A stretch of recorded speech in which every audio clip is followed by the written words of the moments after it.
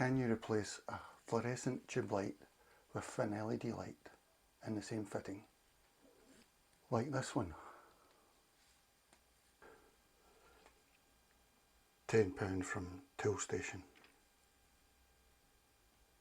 Yes, you can. Yes, you can.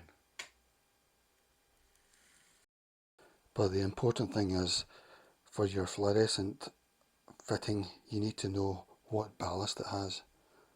There's two, magnetic or electric.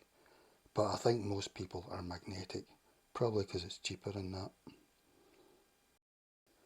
You also need to change the starter. My knowledge on this is almost zero. I only found all this out when I decided to change my fluorescent tube last week, and I wondered if you could replace it with LED, and it turns out you can, and it's better all round. So I would advise everybody to replace their fluorescents. This is a magnetic ballast fitting. I'll demo me changing this and then I'll talk about it after. They tell you to turn the electricity supply off when changing. That's the starter. Remove that.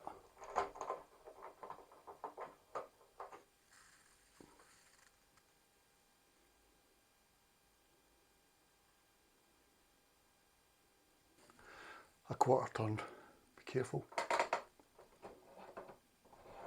Slides it. LED tube is one end only. You've got to put it the right way around. So this doesn't go on that side because that's my power side. Correct side.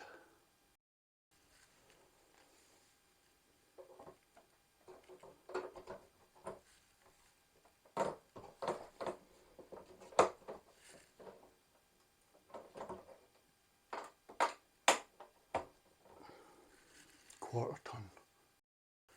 A starter came with the LED light. I think they usually do with LED lights. Fits like a bayonet bulb. Turn. The pins are like that. We're done.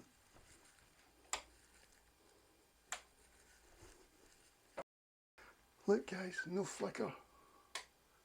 Flicker 3. Nice light. Cool white. Job done. Half the energy. Nicer lumens. Brighter. Great. Now for talking. Why would I replace fluorescent with LED? Well, for many reasons. One, it's brighter. It's half the power usually. This one's 20 watt, it says. My old fluorescent is 58 watts. It's greener, there's no gases in it or anything like that. It's not glass. And it's half the energy, so it's great all round. It's just simpler because you switch it on and off. So no flicker or anything. And it's nicer all round. So I would suggest, if you've got fluorescent lights, to replace them with LED. But you've got to know, well, one main thing. Fluorescent fittings have a ballast, and that's what's used to give it the power. And so if you're retrospectively using a fluorescent light fitting, you need to know whether it's magnetic or electric. But to me it looks like magnetic is cheaper, and probably most cases will be magnetic. But don't quote me on that, because I'm just talking about what I read over the last week on Google. As usual with Google, I found it really difficult to get basic answers. And also from the likes of Toolstation and Screwfix, I didn't find it that easy, because you're meant to know already. And then the second thing is, you change the starter. I don't know how important this is. I don't know if the LED needs a starter to work in the way it did for a fluorescent, or whether it's just really just a wire that looks like a fluorescent starter. I'm not sure whether a fluorescent starter is a capacitor. I couldn't find out in Google. I searched is a fluorescent starter a capacitor. I couldn't get a sensible answer, I just wanted someone to say yes, but as usual with Google, you couldn't really find it.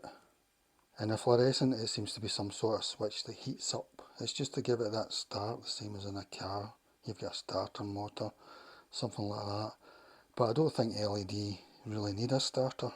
So whether the LED is just a dummy starter to complete the circuit, I don't know. But usually with an LED tube, you'll get a starter with it. And then finally you need to know the cap size and that. I think this is G13 and T8. I think the G13 is the diameter of the tube, don't quote me on this, and T8 is the space between the two pins. I think this is maybe an inch, 8/8 of an inch, which is an inch. I don't know, it was really difficult to find out. As someone says, reading these things is a minefield. So mine was 5 foot, or they're calling it 1500 millimeters. It was G13 cap, T8 the pins I think, and it worked. Yeah, so the ballast is in there somewhere, because fluorescent tubes are magic moonbeams and they need magical things, complex electronics to make them work. Whereas an LED light is just like your Christmas tree lights. You could just plug it in, it would go. But to fit the ballast fittings of a fluorescent thing, they've got to do all sorts of hoops and stuff to make them compatible. I presume in new houses they don't put in fluorescent ballasts anymore. I mean, an LED tube fitting would really be a lot thinner than that, and you would have no complex things to worry about. The biggest problem in fitting to a fluorescent the biggest hurdle in finding out how to, if you can, fit an LED tube to a fluorescent fitting is finding out if it's magnetic or electric. I mean the ballast, if it's electric or magnetic. But it seems that if you search Google, one suggestion is that because magnetic is 50 Hz and a lot lower, it flickers on your camera, your phone camera, and you'll be able to see the flickers, and that'll probably tell you that it's magnetic. An electric ballast is 20,000 Hz, which is way beyond what the eye can see, and probably your phone camera as well. So really you're looking at, most of us are probably magnetic, but you really need to find out. And it seems with a Google search, it seems using your phone camera might be the best way to find out, or at least the easiest way. So I'm going to switch it on now. It flickers, so this next part of the video is going to have flickering video. I'll count down to 5. 5, 4, 3, 2, 1. And if you look, it's got that sort of line, yellow line. It's flickering. So from what I read in Google search, this means it's probably a magnetic at 50 Hz. Magnetic ballast. An electric ballast, the flicker probably wouldn't show because they're just, I think they're dearer and they're just too fast for the naked eye or even the camera. The fluorescent starter, I don't know if that's a capacitor, so I don't know if that's maybe get a bit of charge in it or something. I just take care anyway, but I really don't know. I couldn't find it on Google. The other thing about an LED is with a fluorescent there's gas inside this and it's made of glass, it can shatter, you know, it's very fragile. But an LED, it's not got any gas in it or anything, it's not fragile. If you dropped it, it's just made of plastic, it probably wouldn't even break. I mean, I don't recommend that one. Yeah, do the quarter turn here guys. This is a fluorescent. And just slowly guide it out. Yeah, the fluorescent one is really fragile, as you know, if you've ever smashed one. But this is just plastic. It just looks like this for looks, and just so that it'll fit a fluorescent fitting. It doesn't need the plastic, it doesn't need the case really. There's a strip light there. This is actually just like your Christmas tree lights, you know. It's got no gas in it, so sort of bendy there. Whereas with this, these are nightmares. So these are history really, I would say, probably. And that uses half the power. That's 22 watts. That's 58 watts. And that gives more lumens, it seems. The LED came like that with the starter on top of it, just for protection, you know, to protect the pins.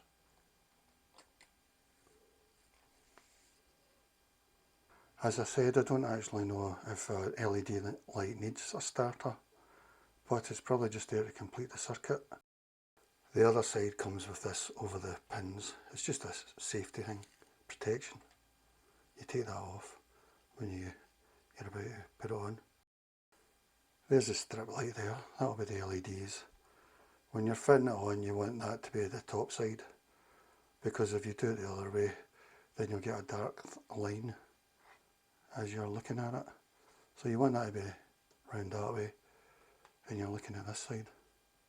When you fit an LED tube, you can only fit it one way, one side. You've got to fit it the correct side, because basically it only needs power from one side. It's not like fluorescent, it needs power on both sides.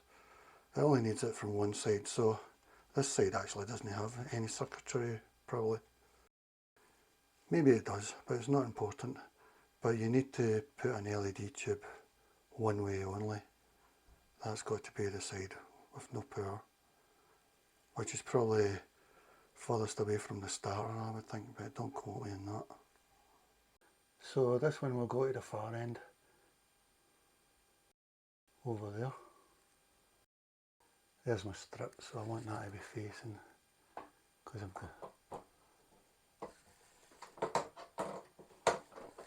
because I turn up the way, I want the strip to be at the top. It doesn't actually matter to the light, but it'll show that strip if you have it the other way around. Dummy starter. I don't know if it's a dummy starter. I'm calling it a dummy starter. I don't actually know.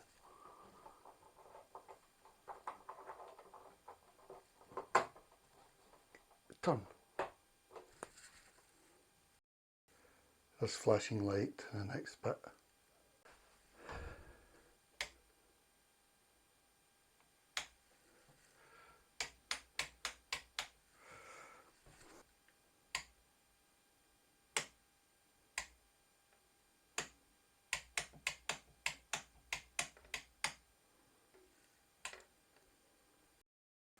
Much nicer. No buzzing, no flickering.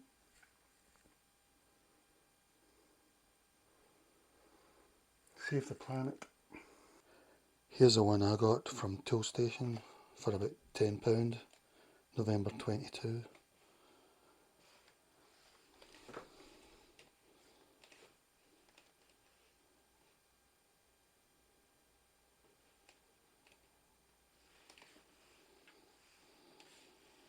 G13 cap.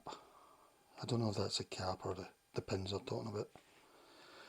20 watts, so my fluorescent was 58 watts. One thing about if you're putting an LED in a fluorescent ballast is the ballast will still be using power, you know, the fitting.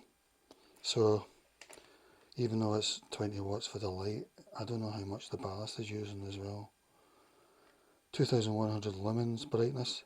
Really lumens is the important bit because that's your brightness. 6500K, that's cool white. Beaming angle 160 degrees, stays bright.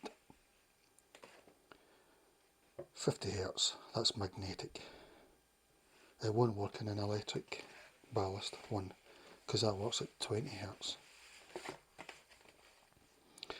And you get the starter with it. Yeah, it says dummy starter, so it doesn't really serve a purpose rather than being a bit of wire probably in an LED light. No flickering, no UV radiation, no mercury, instant full light, operation, well, outside, protection rating IP20.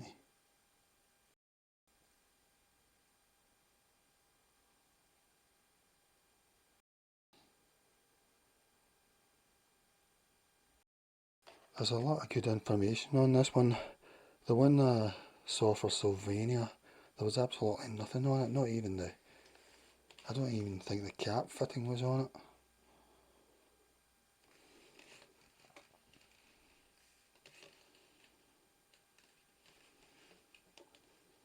Here's all the info you need really.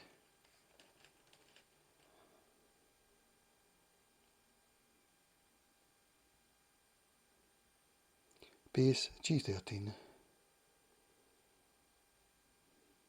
Body type nanoplastic. Like I say, the plastic's just for show really. It doesn't need to keep gas in or in, it's not got any gas.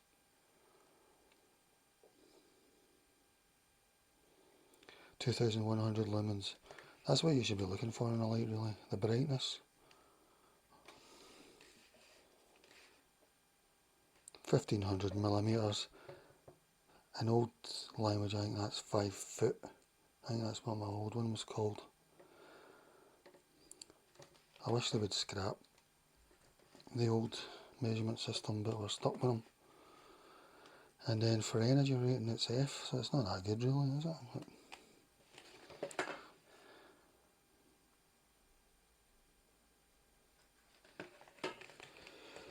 Here's the installation instruction. Turn off the power. Remove the existing fluorescent lamp. Remove the existing fluorescent starter.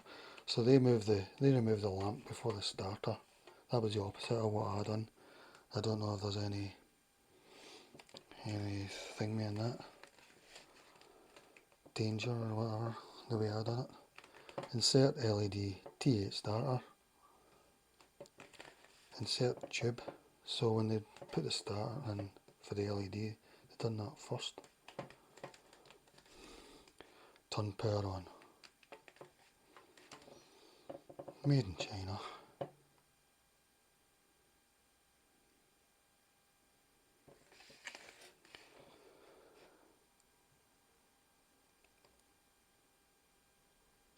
Absolutely superb. I am very happy. Okay, not for 24-hour use. I've got my case in here. I don't even know if I've put that back on. It clips on there, that bit there, and that bit there. And it's a definite skill to do. But I don't like it, you know. Maybe I will. Don't know. I suppose with fluorescent it was more important because it was a safety thing. So if the fluorescent light fell out, it wouldn't fall and smash.